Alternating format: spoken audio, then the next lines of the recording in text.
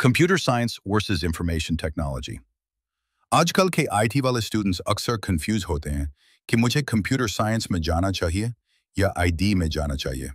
मतलब बीएससीएस करना चाहिए, बीएसआईटी करना चाहिए।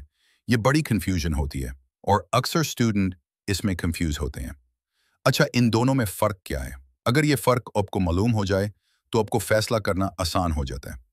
वैसे बाय द वे, इन दोनों फील्ड्स में या खासकर इन दोनों डिग्रीज में बहुत मामूली सा फ़र्क होता है और बीएससीएस और बीएसआईटी में तकरीबन एक जैसे सब्जेक्ट पढ़ाए जाते हैं।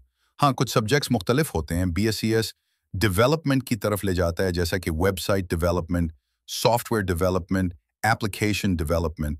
और इसी तरह बीएसआईटी आपको इंफॉर्मेशन टेक्नोलॉजी की फील्ड में ले जाता है, जैसा कि नेटवर्किंग वगैरह हो गई।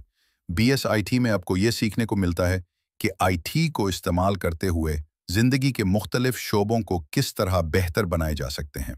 इसी तरह बीएसआईटी में आपको ये सीखने को मिलता है कि किस तरह आईटी को इस्तेमाल करते हुए मुख्तलिफ कारोबारी शोबों को बेहतरी की तरफ ले जाया जा सकता है।